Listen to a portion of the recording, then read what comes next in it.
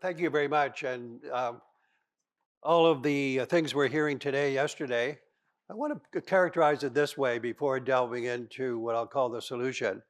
I think for all of this work, we are just now at the pre takeoff stage, that nothing much has happened yet except a few good sub pieces. And the problem is in our favor because it's heading towards us in very irresistible terms. So I want to tell you what we're doing, and it's amazingly compatible at the level of specificity with everything we've heard today. And we will hear all through this conference, I think. I'm based in Toronto. We have about a dozen people that work on system change. We mix and match on projects. I'm here, Bailey, my son, is manager of across the dozen of us. We are 4 here and 5 there, that. We work in about 20 countries, and all of the work, 100% of it, is doing system change with systems. None of it is us doing it from even a mile away. It's all integrated. Every day the system, I mean the entire system, and that's where we learn. We learn because what we have to learn is the specificity you saw in Mary Helen is the specificity that you can only get by working inside the system, for the system, with the system. So this is what makes it so important. And I'm going to share with you what we're finding. We don't work with any systems that's smaller than a district. Well, obviously, we work in schools. But every system I'm talking about either is a district or clusters of districts or an entire country. And that's where it has to happen because otherwise it won't add up. It won't have the importance of it.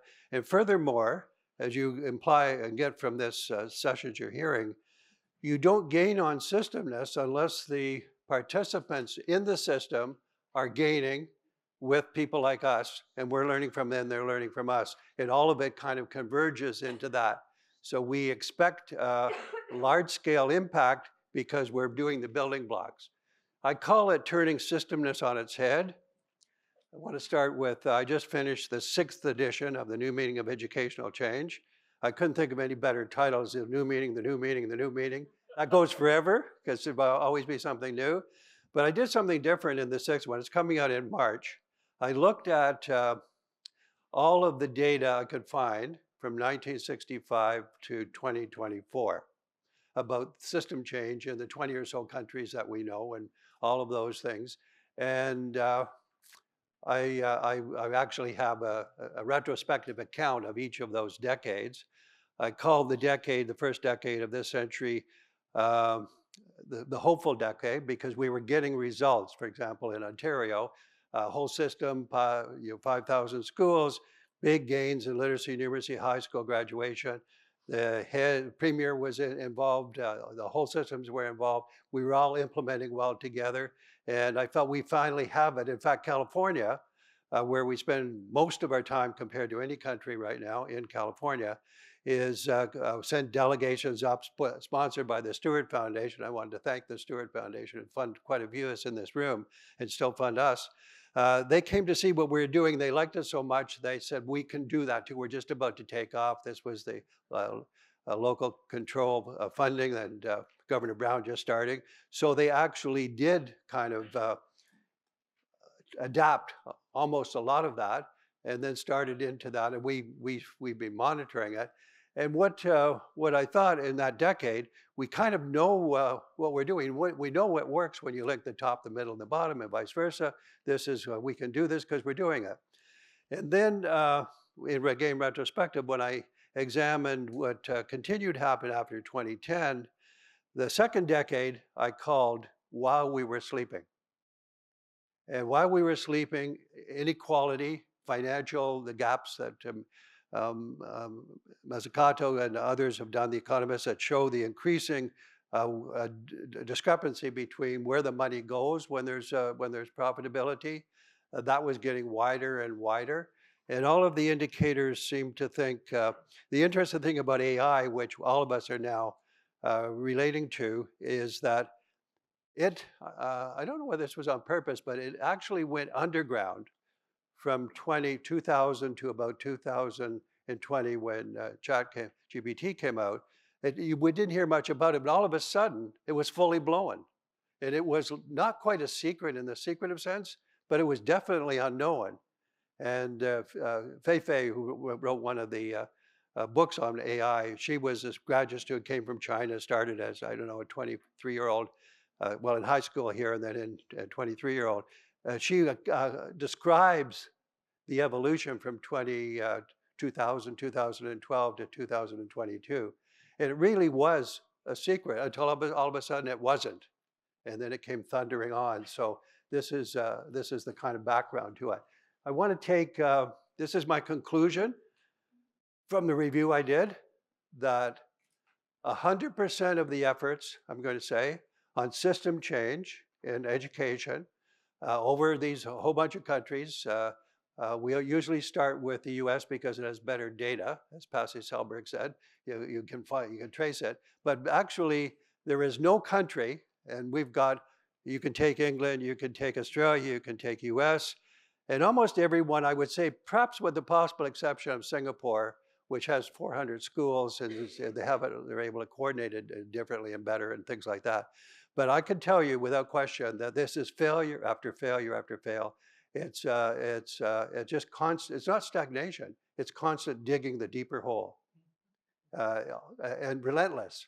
So all of that to the present stands to me to be true. You can look at my data. I made a distinction in our work. It got very much clear about 3 or 4 years ago between systemness and systemic. And systemic is something you study, I'm going to say. System is something that you own. And Peter has said, I've heard you say it almost every time, that you find the word systemic a little bit unattractive because this doesn't click. It's not sticky. And we have found systemness to be a very sticky way of putting this. And we saw Mary Helen in that experiment that she did. Those students in that program are developing systemness. It jumps out at you. They are developing, literally, their ability to explain the system very deeply with great specificity. Specificity is the elusive part of this because there's too much vagueness. So think of this part, and I'm going to say, well, I'm going to build on it. Systemness is this: one's awareness, commitment, and action to change what's happening at your level, bottom, middle, or top. I just use that conveniently. Bottom is the school and the community, middle is the district, the top is state, and the counties in California are kind of another level wedged in there. But the ability now to explain that, and what the system is, I'm saying that that is the goal of systemness. Every student, especially those that are disadvantaged, need to be immersed in the learning experience that enables them to explain the system that they're in and to help improve it and help to improve adjacent systems. It's that clear in that interview and stuff that Mary Helen did, that's what's happening, that student. And I believe very firmly that when we say this, we can see 10-year-olds explaining the system. 10-year-olds better actually than teachers can explain the system. And this is the goal of systemness, is that every individual, because of their nature of their interaction, what we're working in now with Anaheim is phase 2, and phase 1 of Anaheim was 2014 to the last 10 years, and now phase 2 is going to be the next 5, let's say. We are working on the deliberate development of students to explain systemness to each other about their own level and adjacent level. And if a 10-year-old can't explain what the system is in the kind of sense that we saw emerge with Mary Helen, if a 10-year-old can't explain that system, you're not going to get anywhere, because that's really basically learning. Learning is to understand the system and influence. And it's the 3 levels that I described.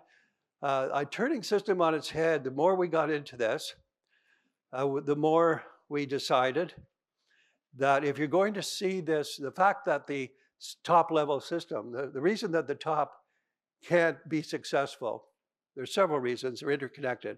One is it's too big, so they can't really know enough to do that. Second, they never learn from their mistakes, so they never get better. Third, they only stay around for 4 or 8 years, and then there's another 4 or 8 years. So there's lots of turnover. They never, by definition, can become proficient in understanding systemness of the systems that they're leading. Never. So that's why we start at the bottom. Who's going to eventually teach those at the top? The bottom and the middle are going to grasp it first, and they're going to have influence at the top. So by the bottom, we're again, I say build the base. They're going to become greater expertise on systemness, mobilize the middle, which are the districts. And then I didn't know what to call the top. I could think of a lot of reasons that weren't acceptable, a lot of labels, what to call the top. But I couldn't figure out how to place it. And I think the best placing of it is to say, intrigue the top. And so this is what by intrigue the top, basically, and we play with it a little bit. It's a playful term in some ways, because you say, all right, top, you don't know what you're doing. You don't say this to them, you're thinking this way. They don't know what they're doing, so I don't want to waste too much time. I'll just understand it enough so it doesn't get too much in the way. And then if they get a little bit better, we will consider working with you. Talking top, now top to the top. So I did an interesting Zoom about a month ago in Scotland, for Scotland. They have 32 districts, 32 superintendents, covers the whole country, I don't know, 6 million people. And I had them for 2 hours. And I gave this presentation and I said, here you are, you've been going since 2010 on Curriculum for Excellence, which has stayed vague. So they never really got the specificity. One of the most important turnkeys to understanding systemness is to get at specificity, what we call specificity without imposition. If you can't get at specificity, you don't know what you're talking about. So this is, they had a lot of things coming, very talk system change, very confident about what they were saying. And then you look at it and you find out it's not trickling to the middle or the bottom.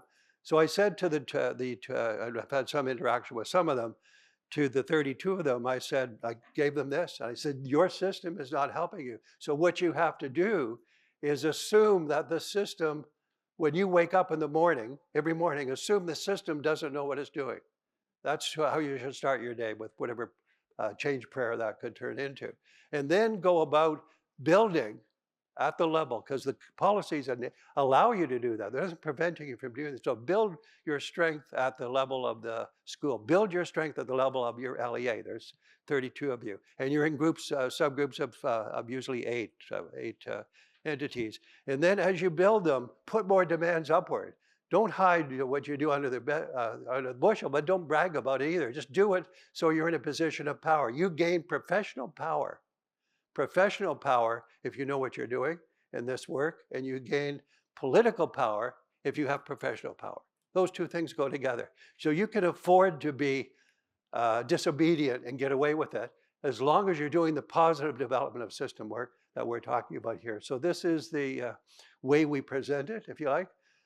This loss of purpose, another thing that I'm a bit concerned about, even about the measures that we're talking about, system change, is it's obviously clear that for, I'm going to say 80% of the students, before COVID, it was 70 or 80%. Anyways, now it's going higher and higher. Almost all of them, except perhaps 15%, find that regular schooling doesn't have a sense of purpose that makes sense to them, that should be a priority for them. So this is why in our own work, we have shifted, and all the compassionate systems things are about finding a different sense of purpose. But it does mean that the obsession, and I'll use that word on purpose, the obsession with academic achievement is one of the biggest barriers that one can imagine in the work I'm talking about. And when you replace academic achievement with the foundation of compassionate thinking and the global competencies that we use, that Anaheim uses, their academic scores go up. But you have to have the foundation of the systemness in order to affect the academic side of this. So this is what we're doing. The challenge, and I would put it this way, if I had to express a new purpose, the new purpose would be figuring it out in education and learning how we can develop students who are good in society and good for society. And I don't advocate the shortcut to civic society. I'm talking about 100% of the time in school systems, the student should find herself or himself the ability to move forward in terms of how they are faring in society and how to also link sideways and otherwise with other people about the combination of impact. And it's that experience that they have that it ends up being a greater civic society, not because they said, we're going to get a civic society, here are the components, let's do it. It's because they have the better learning to lead towards that. So I think that's where we are going. I've already said this about top-down strategies don't work. You can see the slides later.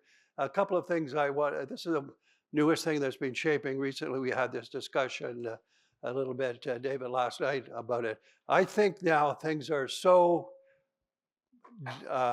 broken and that we have so much possibility of acting on this, that the best way of thinking about it is that this is Frontier 2.0, which means the old frontier was fostered an unequal society and all the dysfunctions. The new frontier is to learn from each other. And just two more points, and I see Peter getting the hook out. Two more points about it. One is that the learning I'm talking about that's stronger is widen your scope of specificity and proximity to practice. And you're all working in, I know some of the groups that are working. Your job is to, in terms of learning about the specificity, learn from each other in your own teamness, learn from the lateral part of the level you're at the school level or the district, learn from the adjacent level above you. And those three things are capacity building, collaboration, compassionate systems, and impact for doing that. And that will get you closer to the impact. One last thing, and it's controversial, it's hard to figure out how to say it, but this is my conclusion. It's easier to build relationships with students than it is to build learning. And that the learning has lacked specificity. And inside, you saw it with Mary Helen, that's incredible specificity coming from the brain. And that is why it has the turnkey and powerful effect, because it's the user, so to speak, who becomes the system. And that's what we're aiming for. So I'll be glad to interact with you, and not only now, but as we go through. And I should also say that I'm sorry Jean Clinton couldn't be here. I'm sure she's listening. I had to cancel at the last moment, but Jean Clinton on our team is the neuroscientist, child psychiatrist, all the rapport with the Mary Helens of the world and each other. And that's another element of what we're able to finally link up with you, Peter, on this agenda. Yeah. Thank you very much. Thank you. Okay. So I always think it's the most polite way to start off, and since you're Canadians, I have to do that, to ask you if you have a question of each other, just to start it off. Any questions for each other? Oh, Michael, I just love listening to you. I've read your work for so many years and the idea of the systems. And I think it's more that just a couple of comments and just my own reflection. You know, the idea of starting at the bottom and the middle to me totally makes sense. And we've seen in actually the field of social emotional learning or other things is that the grassroots approaches are much more sustainable than top-down approaches. I'm saying things you already know, but that is so clear in terms of how programs start and how teachers who bring in things. And I think that was so critical. But I guess maybe what I want you to expand on a bit more is this last comment that you made about the idea of the relationships versus the learning. You know, my own work has really focused so much on teacher-student relationships and how critical those are for students and even teachers' mindsets about students' challenging behavior. Suchitra has done some great work on looking at teachers' compassion, interpretations of students' challenging behavior. But I just want you to expand a bit more on that learning versus the relationships. Yeah, it is a key question, and I've learned from you, as you know, we exchange a lot, and you send me those 20 papers, and they're all headed towards specificity, which is what I'm eating up for this kind of work. And I think the dilemma is we go back to when you were first measuring well-being and happiness and things like that in BC. You will recall that when the first year you measured it, the first 5 years that was measured, well-being declined. Mm-hmm. It wasn't measured before, now you measure it, it starts to decline. Why is that? Because it wasn't happening to improve it. You were studying it, but it wasn't being improved at the level of the district level. So I think that it's now that you've made those advances in well-being. I think the learning part is if we take learning, it's about the deeper, the global competencies, it's about compassionate systems in action. It's a lot more specific, proximity to practice, more people doing it, the whole system transforming it. I think that goes beyond SEL. And that what I'm looking for is that kind of substance. And I mentioned to you before that Russell Bishop, who is a cognitive scientist in New Zealand. He had a 10-year grant to improve the relationship of the Maori population to the teachers in the school. So work with families and students to do that. And then he has a great table, which is his book is fabulous, as the outcome of his work. And it shows that students and teachers, students move from low relationships to greater relationships with the school over 10 years. A big exodus to that. They did not move from low relationships to greater learning. You could say, well, they didn't do the learning right, and that's true.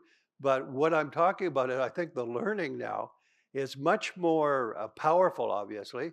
What Mary Helen is doing is much more closer to specificity than anything we've ever seen. And it's that that's going to make the difference. And it's harder to get at that. You can say the same thing, Toronto district, which has, 500 schools, all those that, the dissertation that Janelle did, who's a superintendent in Ontario, he looked at the census data for the students in Toronto district, big district, I don't know, 200,000 students or whatever. And he found that Black students had greater sense of well-being on that universal data than other students, and the lowest on mathematics.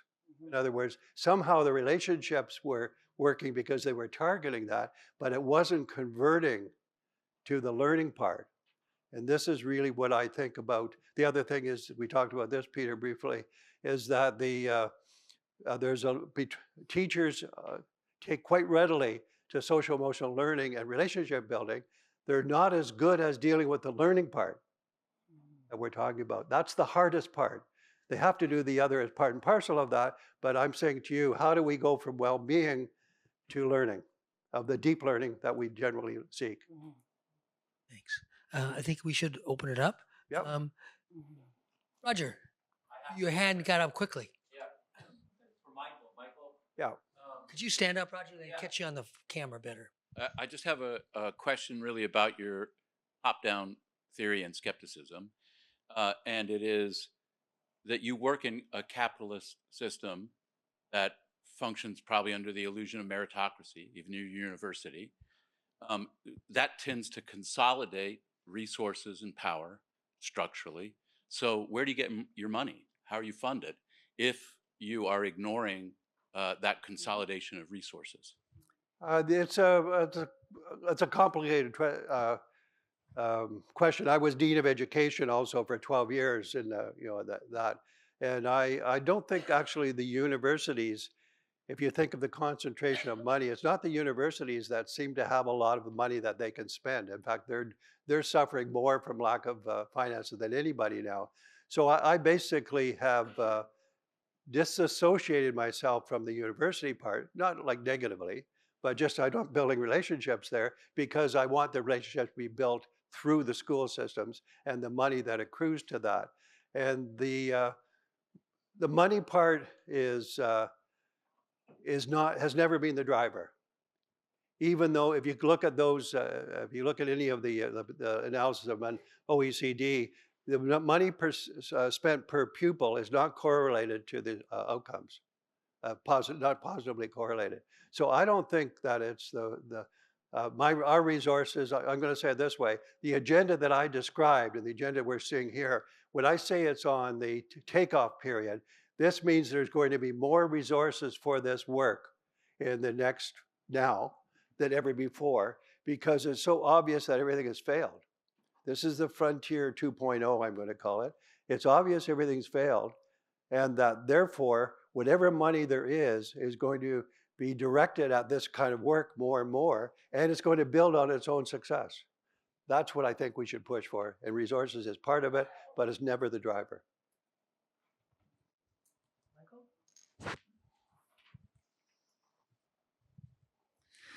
Michael Davies Hughes, Humboldt County Superintendent of Schools. And question to Michael. So it seems like there's this juxtaposition of that middle, or even the bottom middle and the top.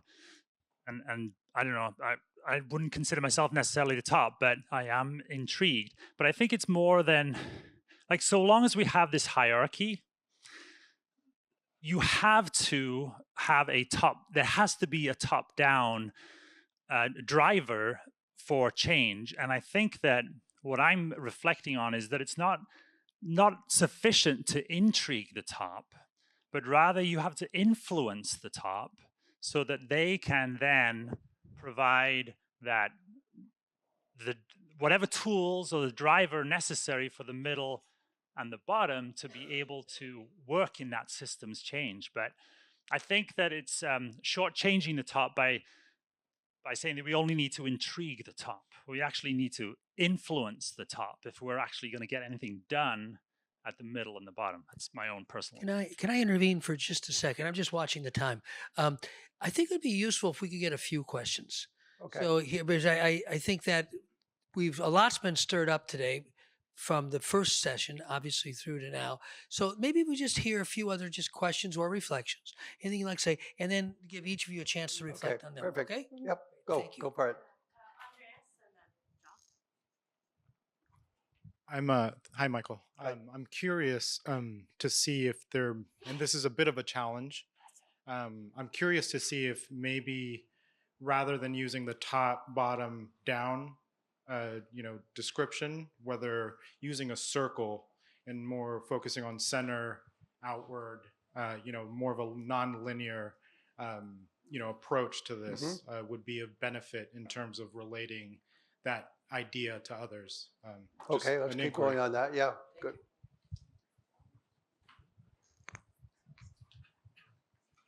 Hi. Just say a word to introduce yourself. John Almeida, Harvard Graduate School of Education. Great to see you both again. David Cohen and I wrote a paper a few years ago about why reform sometimes succeeds, where we argued that reforms that solve problems that teachers had have done a lot better than reforms that have solved problems that reformers wish that teachers thought that they had. And I think one of the things about social emotional learning, especially in elementary schools, is it does meet a real need that teachers think that they have. They need kids to be self-regulated. They want to teach them how to take turns. A lot of the things that are sort of part of traditional school rely on kids being able to function and interact with each other in a healthy way. And I think that's one reason why social emotional learning has spread so widely. It's because it meets a need that teachers and schools think that they have. So I guess my question for both of you is, it seems like a lot of the ambitions that we have for schools are not things that people immediately think that they need. We think that it would be great if students were liberated, if schools met students' identities, including their racial identities, and so on and so forth. So when you're working in a situation where people don't initially realize that they might need the thing that you think would be great for kids, what have you seen in creating success in those situations? Thank you. Good question. Shale? Thank you. My name is Shilani Cruz Gonzalez. I'm with Californians Together. I have two questions. One, and really around like implementation, right? So I think for those that work with systems, we often see if there's a framework out there, right? One, it gets siloed, right? So districts have their curricular framework, they have their social, this all of, and they so just talk a little bit about like how you see how things can be integrated so that really there's one approach. And the other part of that is often, especially with SEL, what I see is it devolves into activities that teachers do with students, right? Not this much more expansive approach. And I'm just wondering, you could talk about how we influence the system so that people can change their mindsets, to Giles' point, so that they can be that much more expansive approach and not just, I'm gonna learn a strategy and I'm gonna use it with kids in a classroom. Thank you. Leah. Hi, Laylee again. I had a question about the social emotional learning in schools. You put something up there about building emotional literacy beyond the individual. And I feel like I hear a lot from people when we talk about systems awareness of like children are more aware of the system than adults are.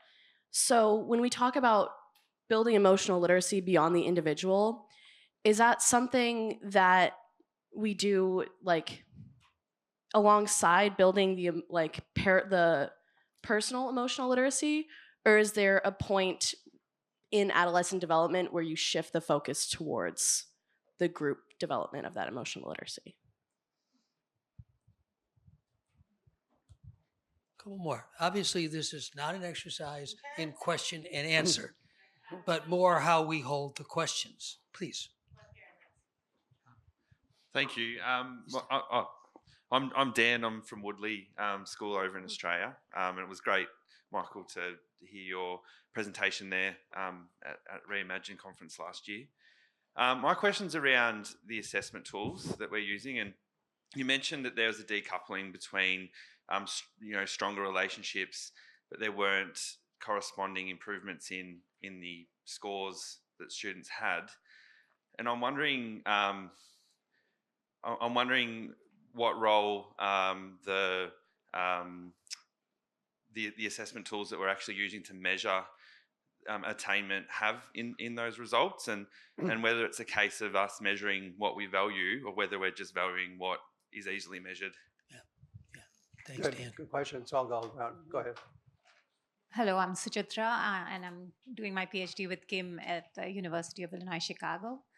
And my question for you, Michael, was about, you mentioned how SEL helps with the well-being, but then we want to move on to learning, and we don't know what will take the students to learning. And as a meditator and a researcher on mindfulness and compassion and systems thinking, my question is has there been any work on meditation and how that might be affecting the learning, and what Mary Helen's talked about, transcendent thinking, and because it allows you to quieten your mind, so you're able to think beyond, think through the system, and if there's anything. Do you want to start a couple of things and then I'll add to it? I can start a couple of things. I love that question, and I have to say, for me, I feel so honored to hear these questions because they get my brain thinking. And again, to go back to this idea of play, this has been my play for many years. So think about this. I'll go kind of recency. I'm going to start with Lelia, and just talk about this idea of the emotional literacy. And yes, you're right in the sense of the individual, here, can you name the emotions? But how do we start understanding at a system level the emotions that are certain, the interdependence? And I actually think we do underestimate kids' capacity to understand those. We talk about systems, but even the interdependence of emotions. So I do feel like that understanding the context of those emotions and how emotions happen and how we work with emotions at a system level. So yes, I think that it isn't just about teaching that. And goes back to my friend over there. Was it David? Was it John? Yeah. Oh, John. Yeah. No, it was the one who asked about the starting with the self-regulation, the school. Oh yeah, John. Oh, okay. Oh, good. I was right. Primary schools, educators like it. Yes. So it has been so first of all, I have to say, SEL now has become so part of the school system. We'll see how long that lasts in the U.S. But it seemed like, in some ways, the magic bullet. People are always looking for that thing that's going to fix things. I have been very, distressed in some way that people see it as a way to get kids to shut up and be quiet, like using the self-regulation strategies. And my own work is really focused on the formation of pro-sociality and compassionate classrooms. That's really what my work has started all along. So first of all, I feel like people say they're doing SEL, but they're just doing something called the zones of regulation, where kids are, and I understand it's an SEL program, but it's just one piece of a full encompassing of the social awareness and how we are in systems. And I will just say, so that's the one thing. So I feel that it's quick to do those activities and get kids and teachers feel better. They're better able to teach and stuff, but it stops really short. And just so you know, there's research now showing that, pro-social behaviors, there's a great, does being good make the grade, where they actually found that They looked at pro-social behaviors, and they found in middle school classrooms that pro-social behaviors, how much kids shared, helped, cooperate, were better predictors of academic achievement than standardized test scores. So there's something about that pro-sociality and learning to help and cooperate and share information that I think is important. And our system, and the other thing too is teacher preparation and teacher education. You know, people will say, how long does it take to learn how to teach math? How long does it take to learn how to teach reading? You know, they have teacher education programs. SEL is given like 1 hour in a lecture of, no, it's true. It's 1 hour in a lecture and like, go forth and do SEL, you know? So I do feel that that's one key ingredient. Or the majority of teacher education programs have nothing about social and emotional learning in them. So they do a professional development for an afternoon after school. Have anybody been at those? And I'll go forth and do SEL. So that's one of my concerns. Can I pick up, I think, 3 threads, they interrelate. David, when started, what does the top do? Give more credit to the top. The first answer is your job should be to flatten the hierarchy, not to destroy it, but flatten it. Make the distances and the interaction much more interrelated. So that's good advice. You can do that if you have put your mind to it. That's one thing. The second big breakthrough is, and you saw it today so clearly in a lot of different ways, is that we have to make students and teachers together as the center of gravity for the solution. So that's a very big thing to do. It's not just involving, it's not student voice, it's not that kind of thing. It's learning, core learning, I guess I'll say the center of gravity, the vibrations that come from students starting, and Peter, you've advocated and knowing that students are quicker to attune to systemness than their teachers probably, and they're people like me. But the fact is that this can actually, the nature of the work and the compression of this so that students are co-developing the future is the answer to several of the questions we heard. Last point on the, from Australia, there is a strong movement, we're part of it. You can call it different names, let's call it new metrics. These are to replace the academic measures, mostly, with the measures of compassionate learning and the other C's, 5 C's or 6 C's, depending on that. And that is going strongly. University of Melbourne has been working in partnership with us for 5 years. They've developed now, they can measure, it's validated, it's stimulating the schools. So you actually have to blow academic obsession out of the equation. Of course, some individuals will still be stuck with it or want to be stuck with it, but that's not the nature of the solution for the system. Is to replace and remove academic obsession with obsession about the competencies in compassionate learning that take care of the learning and the future and the society we want, and the students and the pathways that students have to become more effective in society and for society. That's the solution. It's a big one. It's dismantling a system we've had for 200 years. But use the students and teachers, flatten the hierarchy, increase the focus interaction to cause those changes that I'm referring to. Great. Thank you. So, and thank all of you. It's not easy to get through a session like this on time, but having gotten through it on time, 2 good things will happen. We get to go to lunch and we get to start the breakouts on time. So I always think that's important for all the folks who are here from all around the world to lead those. I think you know the agenda, so if you have any questions about any of those sessions that start at 1 o'clock, please feel free to ask. Thank you both. Thank you. Thank you.